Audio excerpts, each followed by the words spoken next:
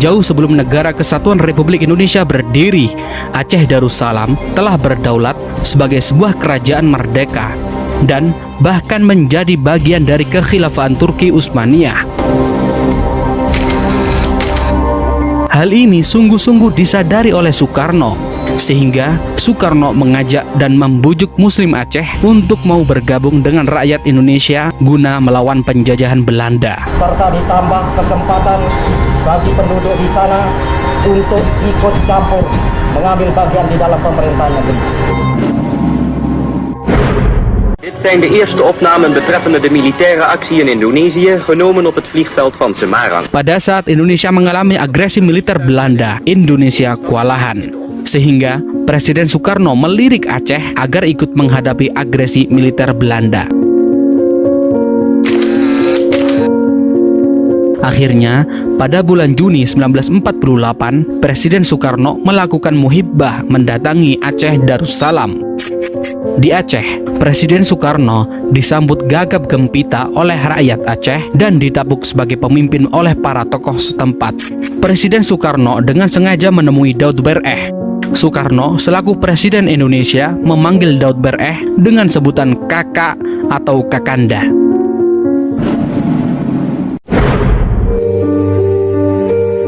Dalam sebuah pertemuan dengan Tengku Daud Bereh, Soekarno berharap agar tokoh terkemuka Aceh itu mengajak rakyatnya dalam perjuangan melawan Belanda.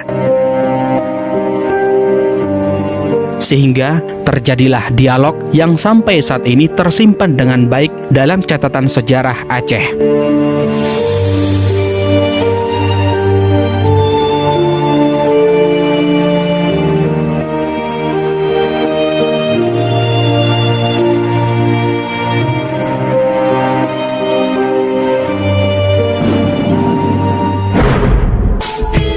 Soekarno-Hatta ke Aceh datang, mohon bantuan untuk bangun negara. Dalam buku kisah kembalinya Tengku Muhammad Daud Bereh ke Pengakuan Republik Indonesia karya Muhammad Nur El Ibrahimi menceritakan pertemuan antara Daud Bereh dan Presiden Soekarno. Inilah dialog Presiden Soekarno dengan Tengku Daud Bereh. Presiden Soekarno kepada Daud Bereh, "Kakak, saya minta bantuan kakak agar rakyat Aceh turut mengambil bagian dalam perjuangan bersenjata yang sekarang sedang berkobar antara Indonesia dan Belanda untuk mempertahankan kemerdekaan yang telah kita proklamirkan pada 17 Agustus 1945 kemarin." Daud Bereh menyambut ajakan Soekarno dengan senang hati.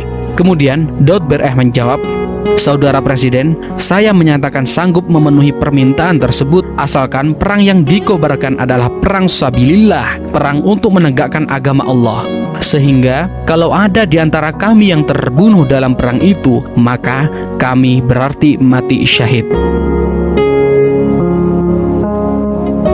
Kemudian Soekarno mengiyakan permintaan Daud Bereh. Soekarno menegaskan, "Kakak, memang yang saya maksudkan adalah perang seperti itu, perang yang telah dikobarkan oleh pahlawan-pahlawan Aceh yang terkenal seperti Tengku Cik Ditiro, Cut Nyadin, dan Tengku Umar, yaitu perang yang tidak kenal mundur dan perang yang bersemboyan merdeka atau mati." Daud Bereh menjawab, "Kalau begitu, kedua pendapat kita telah bertemu Saudara Presiden. Dengan demikian, bolehlah saya mohon kepada Saudara Presiden bahwa apabila perang telah selesai, rakyat Aceh diberikan kebebasan menjalankan syariat Islam." Akhirnya permintaan ini juga dikabulkan oleh Soekarno. Soekarno menegaskan, "Kakak, hal itu kakak tidak usah khawatir sebab 90% rakyat Indonesia beragama Islam." Kemudian Daud Bereh menegaskan kembali, "Tapi maafkan saya Saudara Presiden kalau saya terpaksa mengatakan bahwa hal itu tidak menjadi jaminan bagi kami. Kami menginginkan suatu kata ketentuan dari Saudara Presiden." Kemudian Soekarno menjawab, "Kalau demikian saya setujui permintaan kakak itu." Dan kemudian Daud Bereh menyatakan, "Alhamdulillah, atas nama rakyat Aceh, Saya mengucapkan terima kasih banyak atas kebaikan saudara presiden.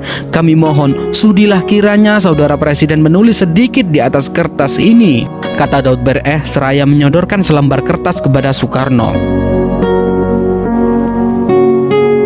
Alih-alih menyambut kertas itu, Soekarno malah terisak-isak dan lantas berkata pelan, "Kakak, kalau begitu tidak ada gunanya aku menjadi presiden kalau tidak dipercaya." Kemudian Daud Bereh menjawab, "Bukan kami tidak percaya saudara presiden, akan tetapi hanya sekedar menjadi tanda yang akan kami perlihatkan kepada rakyat Aceh yang akan kami ajak berperang." Seraya menyeka air matanya, Soekarno berkata, "Wallahi, billahi, kepada rakyat Aceh nanti akan saya berikan hak untuk menyusun rumah tangganya sendiri sesuai dengan syariat Islam.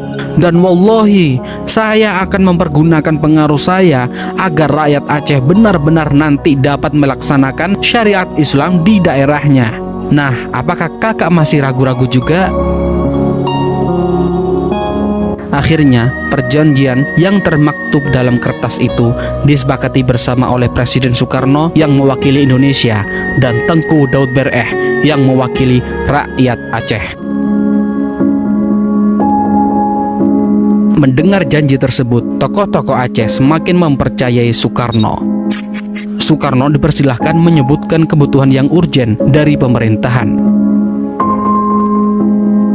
Akhirnya, Presiden Soekarno mengatakan, alangkah baiknya jika Indonesia menjadi kapal udara untuk membuat pertahanan negara dan mempererat hubungan antara pulau dan pulau. Mendengar itu, rakyat Aceh merogoh saku dan mencopot perhiasan yang ada di tubuh mereka. Begitu tingginya semangat untuk berkorban. Bahkan antrian para donatur, baik orang kaya maupun rakyat biasa di beberapa masjid dan pusat pemerintahan kota raja yang sekarang menjadi Banda Aceh panjangnya sampai ratusan meter. Beberapa jam kemudian terkumpullah dana $120.000 ditambah 20 kg emas. Dengan modal tersebut, Indonesia berhasil membeli pesawat kepresidenan pertama dalam sejarah Indonesia, yaitu F001 Seulawah atau Gunung Emas. Setelah Tengku Daud Bereh berhasil mengimpun dana untuk perjuangan Republik Indonesia, Daud Bereh memohon kepada Presiden Soekarno agar diizinkan diberlakukannya syariat Islam di Aceh. Bung Karno setuju. Sayangnya, Soekarno kemudian tidak menepati janjinya. Where are you from? United States.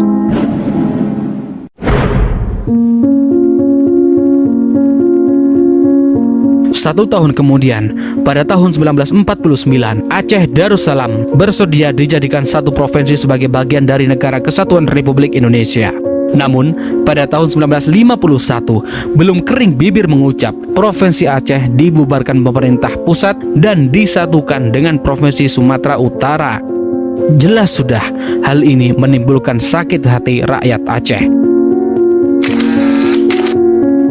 Aceh yang porak-poranda setelah berperang cukup lama melawan Belanda, lalu menguras dan menghibahkan seluruh kekayaannya demi mempertahankan kemerdekaan Indonesia tanpa pamrih, oleh pemerintahan pusat bukannya dibangun dan ditata kembali, malahan Aceh dibiarkan terbengkalai.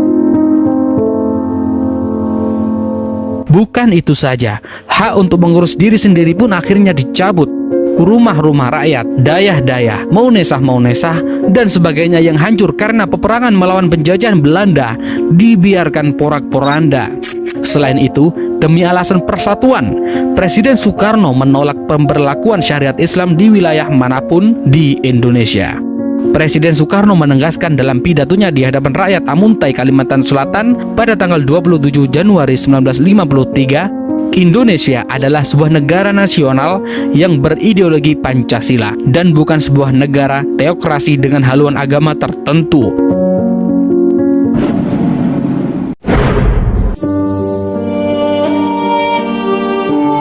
Sebagai bentuk pertanggungjawaban politik, pada September 1953, Tengku Daud Bereh memutuskan masuk hutan dan bergabung dengan DITII atau Darul Islam Sekarmaji Marijan Kartosoewirjo.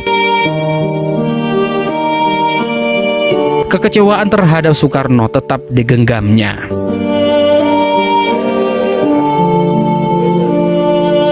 Bung Karno telah menjilat ludahnya sendiri dan mengkhianati janji yang telah diucapkan atas nama Allah. Kenyataan ini oleh rakyat Aceh dulu dianggap sebagai kesalahan yang tidak pernah termaafkan. Dari fakta sejarah ini, semoga kita senantiasa mengambil hal positif yang mungkin tidak mengurangi kehormatan sang proklamator Soekarno. Karena selain kondisi Indonesia yang pada saat itu mengalami beberapa serangan Belanda, bahkan berbagai pemberontakan membuat sang proklamator sebagai sosok pemimpin pasti sulit akan membuat suatu kebijakan dan keputusan yang akan diambilnya. Itulah sejarah antara Aceh dan Presiden Soekarno. Bukalah mata hatimu wahai pemuda, salam mata hati pemuda, salam jas merah.